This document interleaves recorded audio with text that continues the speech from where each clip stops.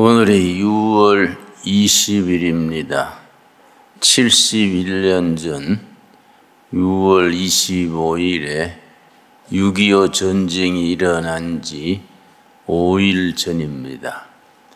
지난주에 이어서 이번 주도 6.25 전쟁 질 수밖에 없는 전쟁에서 공산화를 우리가 방지하고 대한민국 자유민주주의 체제를 지킬 수 있었습니다. 그 6.25 전쟁을 통하여 하나님께서 어떻게 역사하셨는가, 하나님의 섭리의 역사를 살피는 시간입니다. 지난주에 이어 오늘 또 같은 제목으로 말씀을 나누겠는데, 내가 준비를 하다 보니까 이번 주일로 또 부족할 것 같아서 다음 주는 6월 27일이니까 6월 한 달 3번에 걸쳐서 6.25 전쟁에서 겪은 기적, 하나님의 섭리를 같이 생각하고 싶습니다. 6.25 전쟁에서 우리가 공산화되지 아니하고 민주주의를 지킬 수 있었던 공로는 아무래도 이승만 전 대통령, 초대 대통령의 공로가 절대적이었습니다. 아마 가상으로 김구 선생이 초대 대통령이 되었더라면 아마 공산화를 막지 못했을 것으로 예상됩니다. 김구 선생은 한성 감옥에서 1899년에 사형수로서 갇혀 있으면서 사형을 기다리고 있는 중에 선교사들이 들여보낸 성경을 읽다가 예수님을 영접하게 됐습니다.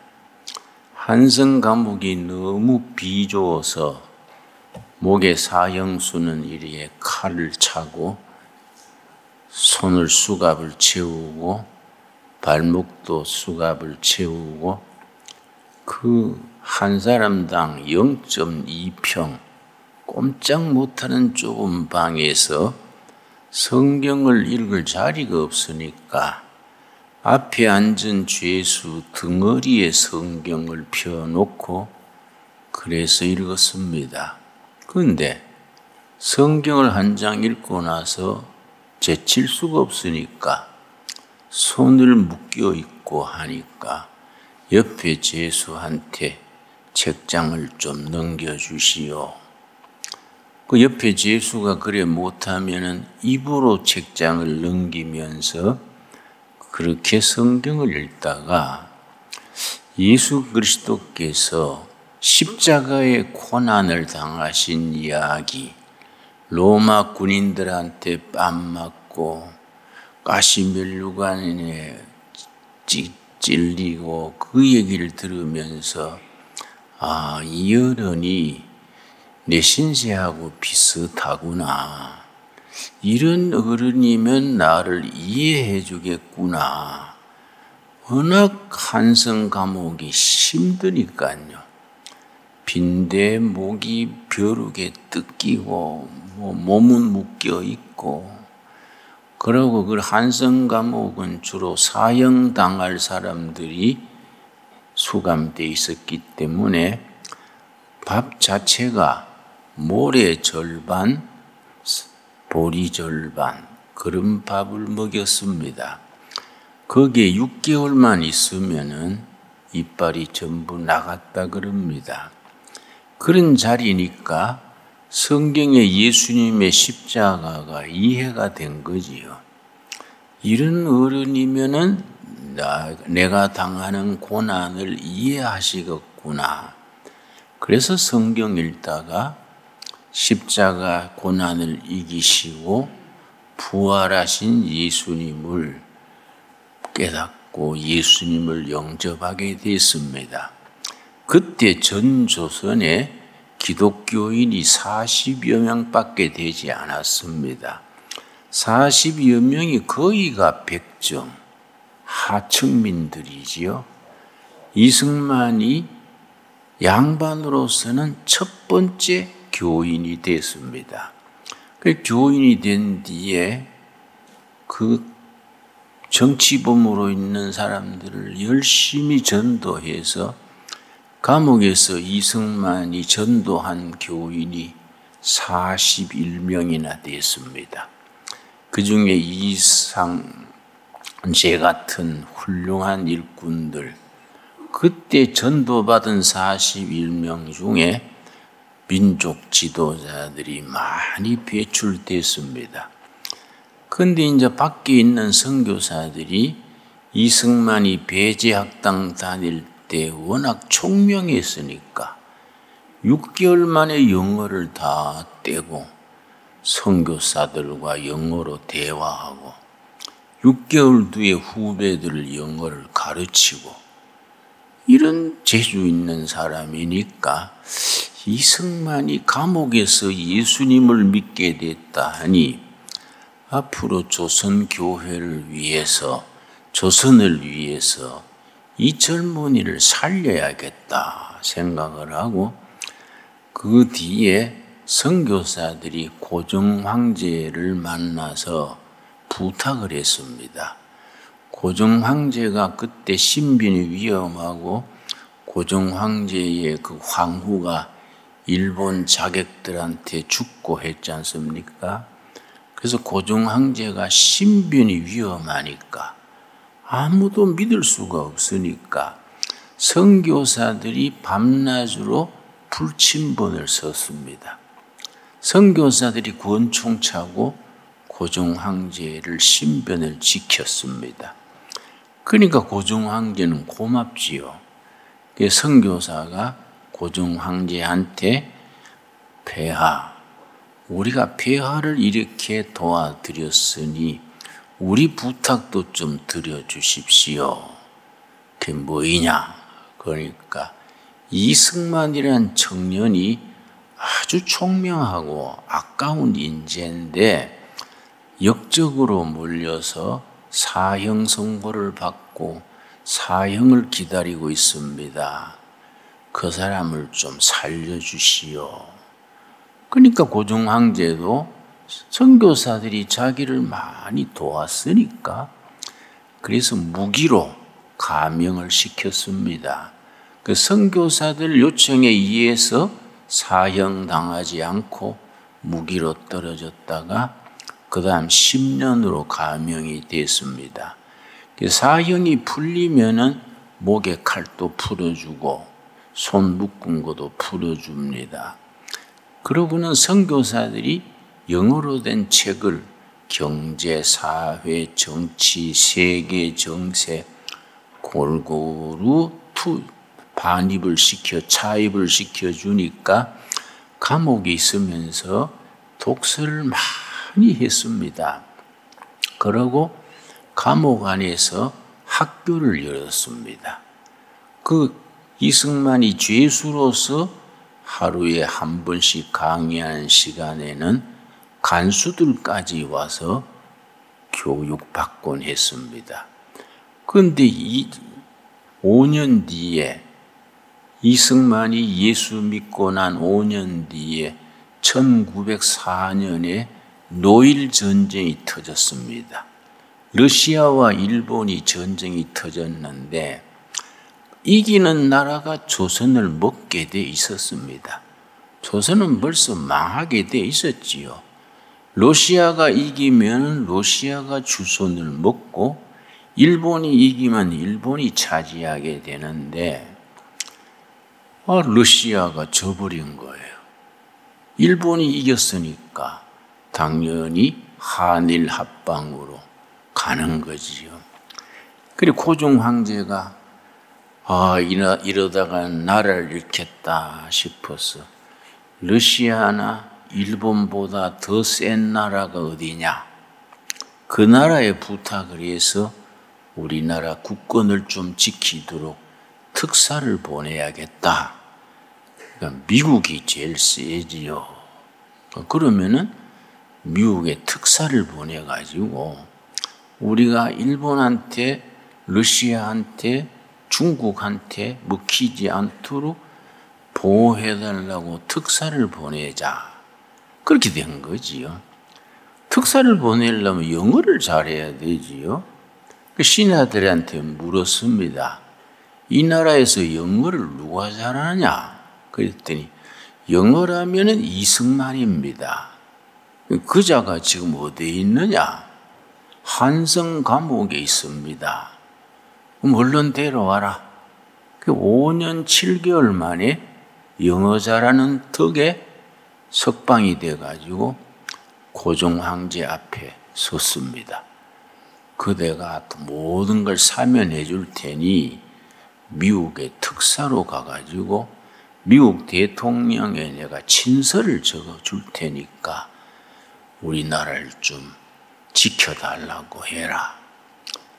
그래서 이승만이 특사로서, 고종 황제의 특사로서 미국을 간 겁니다. 미국을 가가지고서는 미국 대통령한테 고종 황제의 친서도 전달하고 했는데 그 사이에 일본이 조선을 먹어버린 거예요. 외교 활동할 수도 없이 나라가 망해버렸습니다. 그 망해버린 나라에 돌아올 수도 없고 차제에 미국 와서 공부하자.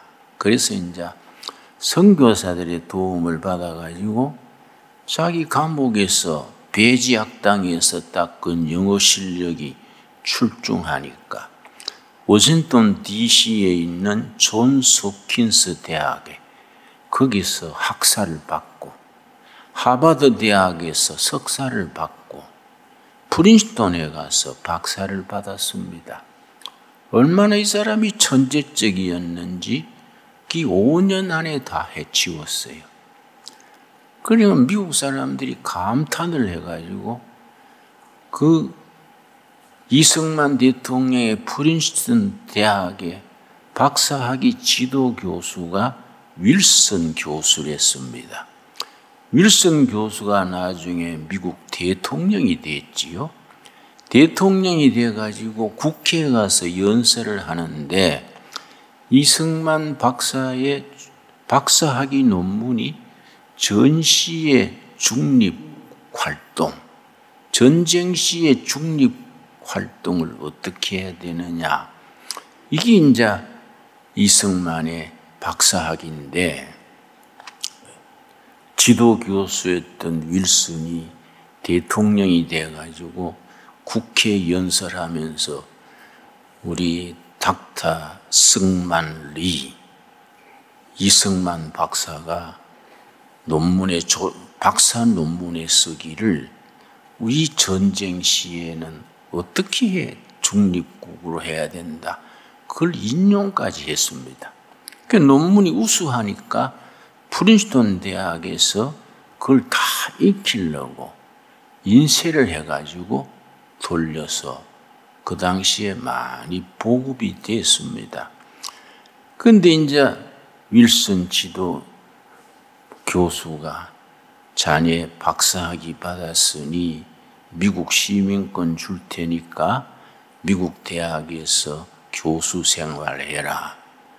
그러니까 이승만 박사가 내가 조국 해방을 위하여 살아갈 사람인데 미국 시민권 받아가지고 교수로 있으면은 우리 해방 운동에 지장이 있다.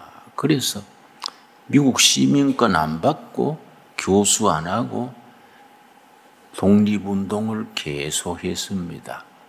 근데 해방된 뒤에 이승만이 당연히 해방된 나라에 귀국을 해야 하는데 이승만이 고집이 세고 자기 주관이 센 데다가 공산당은 이거 망한다. 1917년에 레닌 혁명으로 소련이 공산당 됐는데 그때는 미국하고 소련하고 다 친했습니다. 2차 대전 때 동맹국으로 히틀러를 막았으니까. 근데 전부 공산당을 좋게 보는데 전 세계 지식인 중에 첫 번째로 공산당은 망한다. 공산당은 인류에 해독을 끼치게 된다. 그 말 정식으로 말하고 글 쓴 게 이승만 박사입니다. 그래서 사람들이 왜 공산당을 그렇게 나쁘게 말하냐? 그랬더니 두 가지다. 하나님이 주신 자유를 공산당은 이건 빼앗는다. 그건 하나님의 뜻에 맞지 않는다. 망할 수밖에 없다. 둘째는 하나님이 계시는데 공산당은 하나님을 부인하고 물질주의다. 물질주의. 하나님을 부인하고 물질주의가 이 안 망하면 되겠는가? 그래서 이승만이 그 철저한 반공 정신을 가지고 미국 지도자들한테 정신 차려라. 너희들 공산당 그래 대하다가는 나중에 백성들이 미국 청년들이 희생이 된다. 이러니까 군정 해방 이후에 미 군정청에서 이승만 귀국하는 것을 방해를 했습니다. 그런데 누가 도왔느냐 하면은 이승만이 프린스턴에서 박사과정을 하는 동안에 한국 조선 후원회를 만들었습니다. 프렌드 오브 코리아, 한국의 친구들이라는 후원회를 만들었는데 그 후원회 회장이 하루는 자기 사위를 데려왔어요. 사위를 데려오면서 내 딸이 얼마 전에 결혼을 했는데 사위가 웨스트 포인트 미국 육군사관학교 수석으로 졸업하고 장래가 유망할 것 같으니 닥터 리가 좀 만나보시오. 만났는데 이 메가더 소령이에요. 메가더 소령.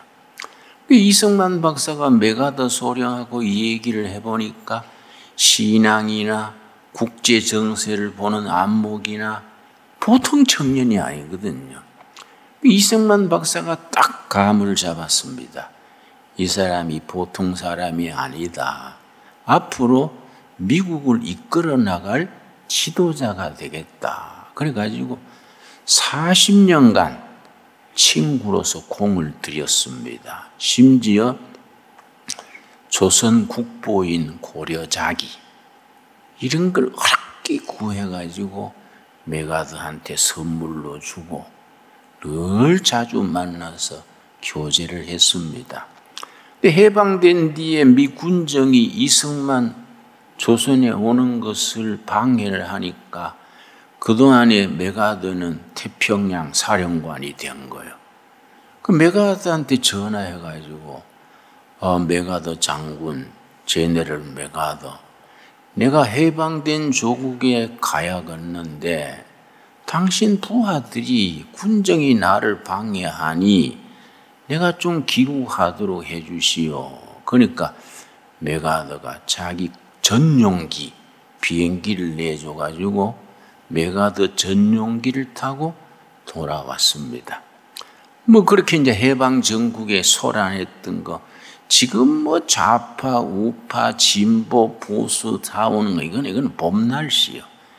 해방 이후에는 좌우 대결이 뭐 수천 명이 죽고 암살하고 뭐 굉장했지요.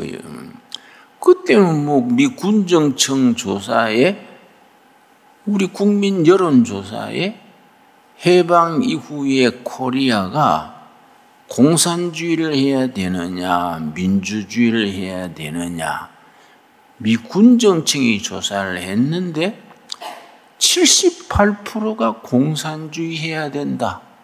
그래 나왔으니까 이거는 뭐. 그리고 공산당 지도자가 박헌영인데 아주 천재입니다. 천재. 조직과 선동에 아주 뛰어난 사람입니다. 이 사람이 충남 예산 사람인데 아주 뛰어났습니다. 이 사람이 공산당 조선노동당을 조직을 해가지고 당원이 100만 명이에요. 거기다가 국민들의 78%가 신생 대한민국은 공산주의로 나가야 된다 하니까 뭐 투표를 하면은 이승만 대통령 될 수가 없는 거지요. 박헌영이 대통령 되게 돼 있었습니다. 그런데 해방 이듬해 1946년 4월에 박헌영이 죽을 꾀를 쓴 거예요. 왜냐? 100만 당원을 운영하고 집권하는 걸 운동하려니까 자금이 모자라는 거지요. 그러니까 위조 지폐를 만들었습니다. 일본 시대 조선 돈 찍던 그 인쇄소를 사들여 가지고 지하실에 그 돈 찍는 설비를 해놓고서는 낮에 일꾼들이 이제 공산당 해방일보란 신문이 있습니다. 해방일보 신문 찍어내고 5시 넘으면은 인쇄소 직원들 다 퇴근시키고 공산당 직계 12명이 돌아가지고 밤새 돈을 찍었습니다. 그때 돈 100원짜리 그걸 뭐 엄청나게 찍어가지고 밤새 찍으면은 추럭에 한 추럭이 되는 거예요. 이걸 이제 전국에 돌려서 공산당 당비로 쓰니까 너무 찍었어요. 그 미군정 쪽에 위조 지폐가 막 돌아가지고 인플레가 되고 경제가 어려워지니까 조사를 시켰더니 위조 지폐 찍는 장소 이 뚝섬에 있는 조선 정판사라는 그걸 수상히 여기고 왜냐 새벽마다 추록 한 대씩이 나가는데 이상하거든요. 딱 밤중에 조사를 하니까 돈 찍는 현장을 발각을 해서 돈 찍는 판을 이제 압수를 하고 그 12명을 조사를 해보니까 전부 공산당 당원이요. 그 조사해서 그 뒤에 박헌영이 있는 거예요. 그 박헌영 체포령이 내렸습니다. 박헌영이 도망을 북한을 가가지고 김일성 밑에 가서 부수상을 했지요. 김일성이 수상, 박헌영이 부수상 겸 외무부 장관. 그러나 뭐 이름만 있지 실권은 다 김일성한테 있는 거이지요. 그러다가 이제 6.25가 터졌는데 우리나라 정부가 1948년 8월 15일 정부가 이제 이승만 대통령으로 이제 정부가 수립됐는데 그때에 태평양 미군 사령관 메가더를 초청을 했습니다. 대통령 취임식 때에 메가더 사령관이 축사를 시켰어요. 메가더 사령관 축사가 있겠습니다. 그러니까 메가더 장군이 축사하면서 프레지던트 승만리 우리 미군은 당신 나라의 국민을 보호하고 민주주의를 지키기 위해서 어떤 희생을 치르더라도 당신 나라를 지켜드리겠습니다. 축사를 그렇게 한 거예요. 그런데 이제 그 1년 반이 안 돼가지고 인민군이 1950년 6월 25일 새벽 4시에 12만 군사가 전 전선에서 침입을 해오니까 그런데 이승만한테 그 보고가 들어간 것이 10시 반입니다. 6월 25일 10시 반에 자기 비서가 와가지고 인민군이 전 전선에서 침공을 하는데 이번에는 심상치 않습니다. 탱크를 앞세워가지고 중부전선, 동부전선, 서부전선 한꺼번에 내려오는 것이 이거는 정식 전쟁일 것 같습니다.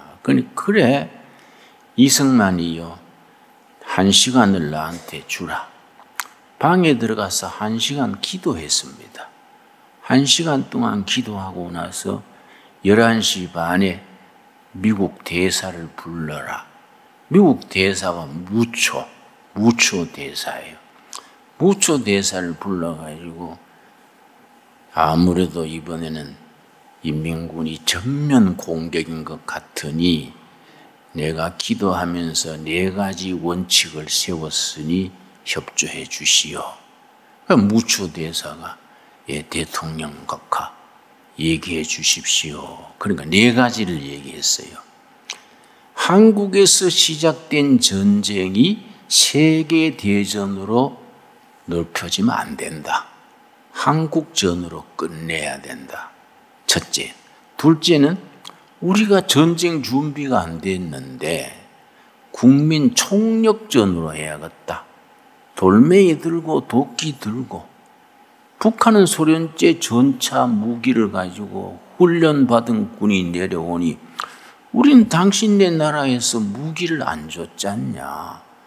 우리는 도끼 들고 돌멩이 들고 싸울 수밖에 없다. 국민 총력전으로 나가겠다.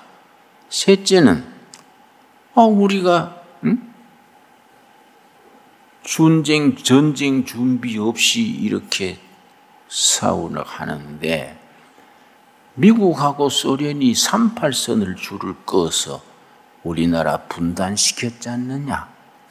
차제의 공산군이 그걸 어겼으니까 이 차제에 38선 넘어서 통일을 시켜야겠다. 세 번째요.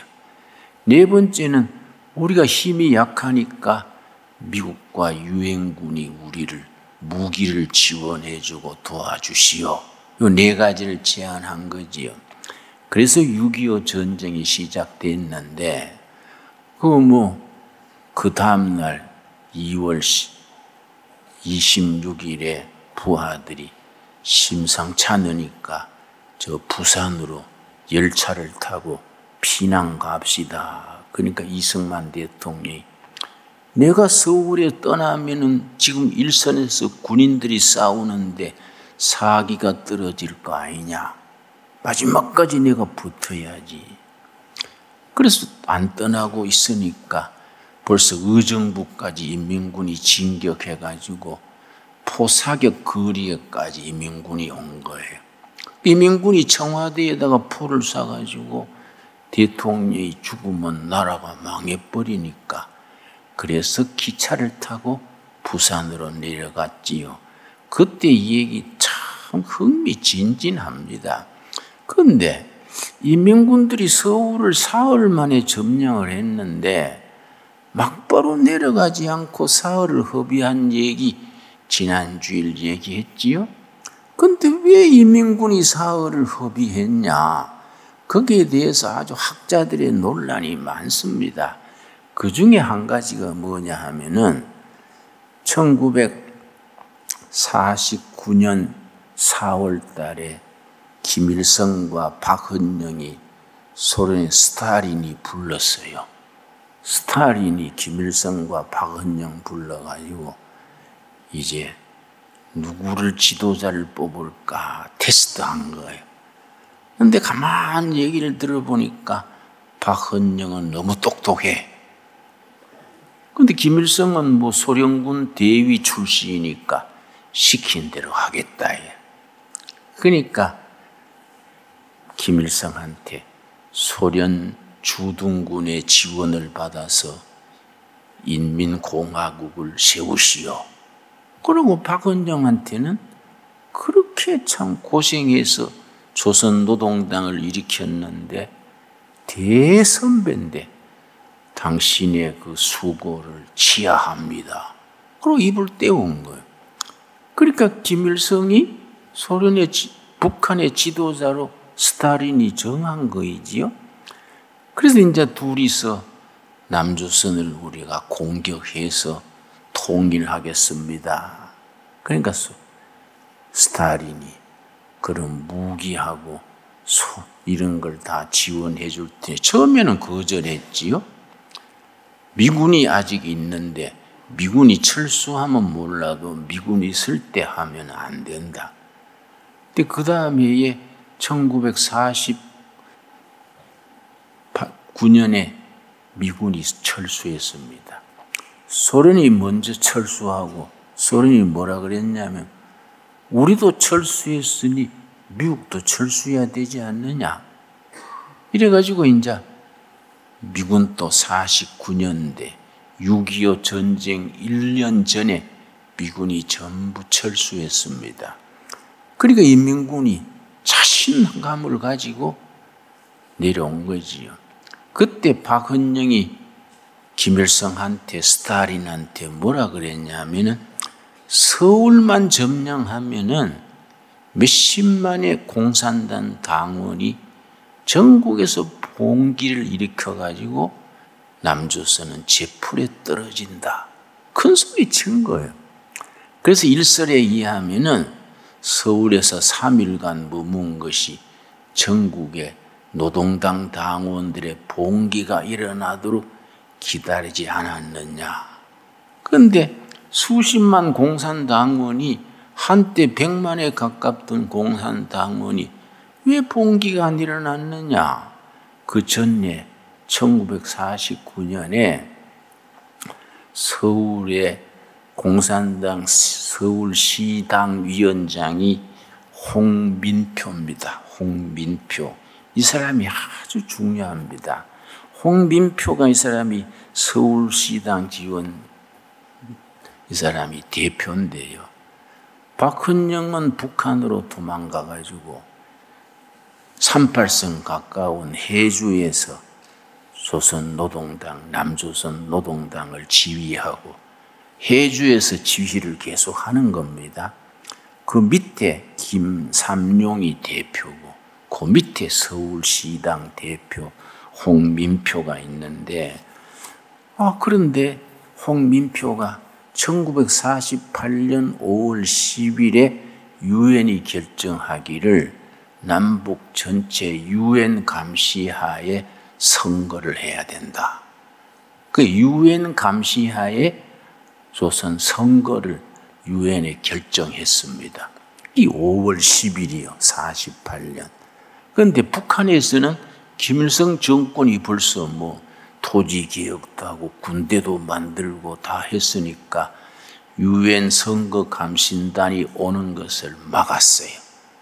그러니까 이제 남한만 선거를 하는데 서울시당 대표 홍민표가 상부에 박헌영한테 건의를 하기를 우리 선거에 출마해야 됩니다. 선거에 출마하면은 전국 국회의원 200명 중에 100명은 당선시킬 수 있습니다. 이걸 이제 자기 상관이 자기 상관한테 연락해가지고 허락받아 주시오. 그러니까 박헌영이 그걸 받아보고서는 김일성하고 소련 주둔군 사령관이 스티코프요. 스티코프하고 박헌영하고 김일성이 세 사람이 만나가지고 남조선이 5월 10일, 48년 5월 10일 선거를 하는데 남조선 남로당이 이걸 참가를 해야 되느냐, 참가를 안 시키고 거부해야 되느냐. 이걸 홍민표는 참가해서 표를 2분의 1은 차지할 수 있습니다 하고 올렸는데 세 사람이 회의해가지고 지시를 내렸어요. 선거를 거부하고 거기에 테러를 일으키고 폭동을 일으켜서 5월 10일 선거가 안 되게 해라. 지시가 이렇게 내려온 거예요. 그러니까 홍민표가 너무 원통해서 대성통곡을 하고 3일간 밥을 안 먹었다 그래. 3일간 안 먹으면서 대성통곡을 했는데 이러면 조선 공산당이 망한다. 응? 절대 이러면 안 된다. 지금 출마하면은 전국의 당원들이 60만 넘는 당원이 있고 서울 시내만 열성 당원이 6만 명인데 공산당으로 출마하면은 100석은 차지할 텐데 이걸 선거를 안 하고 테러하고 폭동 일으키면은 어떡하냐. 통곡하면서 밥을 안 먹었다 그러는데, 아니나 다를까 제주도 4.3 폭동이 5월 10일 선거를 반대하는 폭동을 한 거거든요. 거기에 이제 여수에 있던 14연대가 제주 4.3 폭동 사건을 진압하라고 파견하는데, 거기서 이제 공산당 당원들이 군대를 돌이켜가지고 반란을 일으켰지요. 그래서 김대중 전 대통령이 제주 4.3 사건에 대해서 정확하게 말했습니다. 김대중 대통령이 대통령 된 뒤에 미국의 AP통신 기자하고 인터뷰를 했는데, 미국 AP통신 기자가 4.3 폭동 사건에 대해서 어떻게 생각하십니까? 그러니까 김대중 대통령이 아주 100% 정확하게 말했습니다. 시작은 남조선 공작원들로 시작이 됐는데, 50선거 반대 운동으로 시작이 됐는데, 진압 과정에 제주도 억울한 도민들을 너무 희생 많이 시켜서 이거는 바로잡아야 합니다. 김대중 대통령의 말이 정확하지요. 그런데 여수 분란 14연대가 그걸 진압하러 가라 했더니 총불을 돌려대서 여수 14연대 반란 사건이 터지니까 그해 1948년 12월 1일에 이승만 정부에서 국회에서 무슨 법을 통과시켰냐면 국토보안법, 국보법. 우리 군대나 경찰이나 공직자나 국민 중에 대한민국의 정통성을 부인하고 테러나 반란을 일으키는 적색 분자는 색출해서 처단한다. 이 국가보안법이에요. 보안법이 12월 1일에 통과되니까 공산당이 불법단체로 지정이 돼가지고 할 수 없이 지하에서 활동할 수밖에 없게 됐습니다. 1948년 12월 1일인데 1949년 6.25 나기 1년 전에 해주에 와 있는 박헌영이 지시를 내렸어요. 수류탄 10,000개를 구해가지고 서울시 핵심 당원 6만 명을 봉기를 일으켜서 4월 달 봉기를 일으켜가지고 남조선이 미군정이 통치 못하게 해서 9월 20일에 남조선 노동당이 주도하는 총선거를 하게 하라. 이 지시가 내려온 거예요. 그런데 홍민표가 방공국보법이 통과됐는데다가 공산당이 지하로 숨어서 활동해야 되니까 그게 불가능한 거예요. 그러나 당의 지시니까 수류탄을 열심히 모으고 준비를 하는데 수류탄을 6,000개까지 모았는데 발각이 됐어요. 수류탄 6,000개가 전부 압수되고 막 조직이 체포가 되고 홍민표는 다행히 이제 몸을 피했는데 그래서 이제 자기 상관한테 김삼룡이 박헌영을 대신해서 남조선 노동당 대표인데 김삼룡한테 이거 안 됩니다. 이거 9월 20일 봉기 이거 안 됩니다. 수류탄도 압수당하고 당 활동도 못하고 이거 우리가 불가능합니다. 그러니까 김상용이 해주에 있는 박헌영한테 연락을 했어요. 우리 서울시당 대표가 9월 10일 봉기가 불가능하다 그럽니다.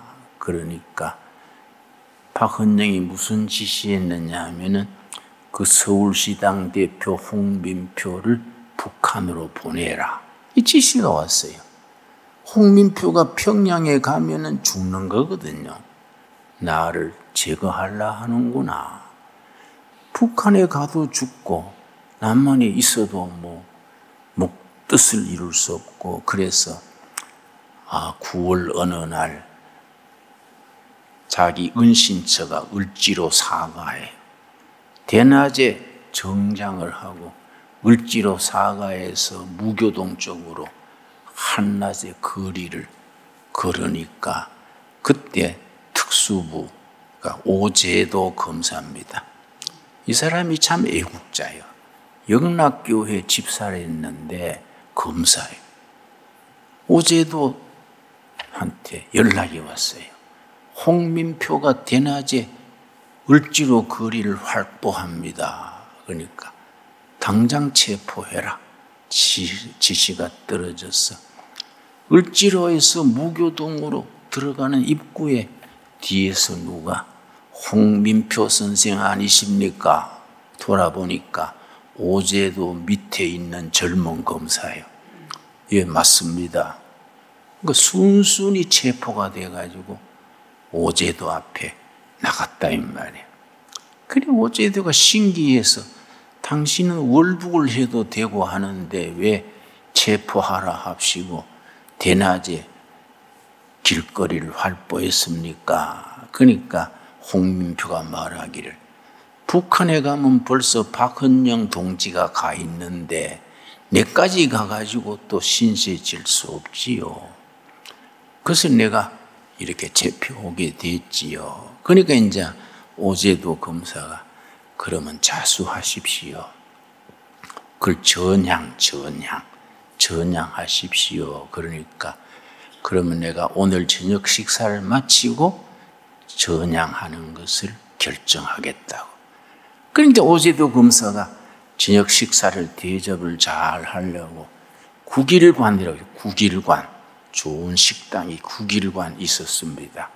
국일관에 예약을 한단 말이에요. 오늘 식방 하나 잘 비워주시오. 그러니까 이 홍민표가 아닙니다. 그런 비싼 요리집 말고 당신 집에서 식사 대접받고 싶습니다. 그러니까 홍민표가 그 오제도가 자기 집에 전화한 거예요. 네, 오늘 귀한 손님 모시고 갈 테니까 식사 준비해 놓으세요. 그럼 오제도 검사 집에 저녁 식사로 둘이 갔는데 밥상이 너무 허술한 거예요. 밥에다가 국에다가 김치에 간장 너무 그러니까 화를 내가지고 내가 명색이 서울당 위원장인데 이렇게 푸대접하냐? 가겠다. 그러니까 오제도 검사가 붙들면서 아내를 불러서 여보 귀한 손님 온다 했는데 왜 대접이 이래 허술하여? 그러니까 오제도 검사 아내가 눈물을 흘리면서 여보 당신 월급이 6만 원인데 11전금 떼고 애들 교육시키고 겨우 먹고 사는데 매일 손님은 데려오고 내가 어떻게 합니까? 우니까 그 홍민표가 일부러 부엌에 가서 쌀떡을 열어보니까 빈독이요. 신발장에 열어보니까 제대로 된 신사화도 없어. 그래서 이게 오제도 그러면 이승만의 오른팔인데 이렇게 검소하게 사는구나. 감동을 받았어. 그래가 이 사람이면 내가 믿고 자수해도 되겠구나. 그래서 자수를 한 거예요.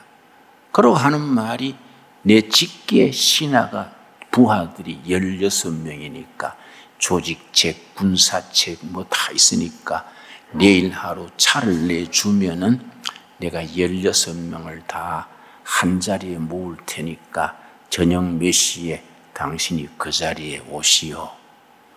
그래 차를 내줬지. 그 다음날 약속된 시간에 갔더니 16명이 다 모였어요. 그 조선남로당 공산당의 핵심 분자예요. 그 자기 인사하는데 나는 조직책 아무개입니다. 나는 선전책 아무개입니다. 그 중에 한 사람은 공산당에서 전향한 사람 잡아다가 살해하는 책임자예요. 목을 베 죽이기도 하고 포를 떼서 죽이기도 하고 팔다리 잘라 죽이기도 하고 엄청난 거 참 무서운 사람인데 어제도 팀이 1년간 잡으려고 해서도 흔적도 못 찾았는데 그날 그거 와가지고 인사하는 거예요. 내가 아무개입니다. 그래서 이제 앉았더니 그 홍민표가 16명한테 쫙 설명을 한 거예요. 지난해 5월 10일 선거에 우리가 출마했으면은 100명은 당선됐을 거 아니냐. 그럼 김구 선생이나 조소왕이나 대통령을 세워놓고 우리가 이렇게 활동했으면 왜 우리가 불법단체가 되고 이렇게 어려움을 당하느냐. 우리 박헌영이나 김일성이 이걸 반대해가지고 불법단체가 되고 여수 반란 사건도 사람만 상하고 제주 폭동 사건도 사람만 죽지 얻은 게 뭐냐. 나 이런 돌대가리 지도자 밑에 있다가는 우리가 목숨만 희생당한다. 그래 나는 자수하기로 했으니 자네들도 잘 생각해서 자수하는 게 좋겠다. 그러니까 16명이요. 통곡을 하면서 전향서를 썼어요. 16명이 전원이 전향서를 막 울면서 전향했어요. 그리고 밑에 조직들을 전부 전향시키자. 그래서 1949년 6.25 나오기 7달 전에 조선공산당 33만 명이 전향했어요. 33만 명. 그리고 나머지 전향하에 있는 특수조직반, 군대 조직반, 경찰의 조직반, 이 사람들은 전향을 안 했는데 다 조사를 해가지고 290명을 체포해가지고 구속시키니까. 그러니까 1919년에 12월 가서는 남조선 노동당이 거의 화해가 되어버렸습니다. 북한이 그걸 잘 모르고 그 다음에 6월 25일에 남침을 해가지고 전국에 봉기가 일어날 줄 알고 3일 기다렸다는 겁니다. 그리고 역사를 보면요, 그 사연 속에 하나님이 역사하신 줄 믿습니다. 여러분 분명히 우리 본문 말씀에 다윗이 골리앗 앞에 마주서면서 전쟁은 여호와께 속하였다. 전쟁은 창과 칼에 있는 게 아니고 전쟁은 여호와께 속한 것이니라. 소년 다윗이 물맷돌을 가지고 골리앗을 쓰러뜨리고 전쟁에 승리했습니까? 북한이 원자탄, 미사일 그러지만은 지금식으로 말하면 전쟁은 원자탄이나 무슨 미사일이 있는 게 아니라 여호와께 속한 것인 걸 믿습니다, 여러분. 우리 한국이 이렇게 살아남아가지고 대한민국이 자유민주주의 지키고 신앙생활 열심히 하고 이런 것은 하나님의 섭리입니다, 섭리. 우리가 6.25 때 망할 수밖에 없던 나라지요. 근데 우리가 하나님이 보호하사 전쟁은 여호와께 속한 것이니라. 그 말씀 그대로 대한민국이 지켜진 거 아니겠습니까? 앞으로도 우리가 하나님께서 계속 역사하셔서, 왜냐? 통일도 하나님의 속한 거니까. 통일이 돼가지고 북한 공산당 다 김일성 체제는 다 물러나 버리고 대한민국 헌법으로 통일이 돼가지고 예수 잘 믿고 경제 건설해서 세계 존경받는 대한민국 되게 될 줄로 믿습니다. 거기 우리 사명이 있는 거예요, 사명이. 그래서 우리 신광두레교회는 1년 전에 시작할 때부터 뭡니까? 통일 한국을 준비하는 교회, 신광두레교회 아닙니까? 우리가 변두리에 있는 작은 교회지만은 하나님께 쓰임받게 될 줄로 믿습니다. 네, 기도하겠습니다. 하나님 감사합니다. 전쟁은 여호와께 속한 것이니라. 그 소년 다윗의 말씀이 오늘 우리들에게 응답이 되게 하여 주시옵소서. 이 나라가 고비고비 해방 이후 세월 속에 하나님이 역사하셔서 망할 고비를 넘기시고 나라를 지키게 하신 것이 하나님의 섭리의 역사인 줄 믿습니다. 앞으로 하나님 은혜 안에서 우리가 교회가 앞장서고 국민이 하나가 되어서 북한 공산당 무너뜨리고 통일이 돼가지고 성서한국, 통일한국을 이루어서 온 세계에 복음 전하는 선거 한국의 사명을 감당케 하여 주시옵소서. 예수님 이름 받들어 기도드렸사옵나이다. 아멘.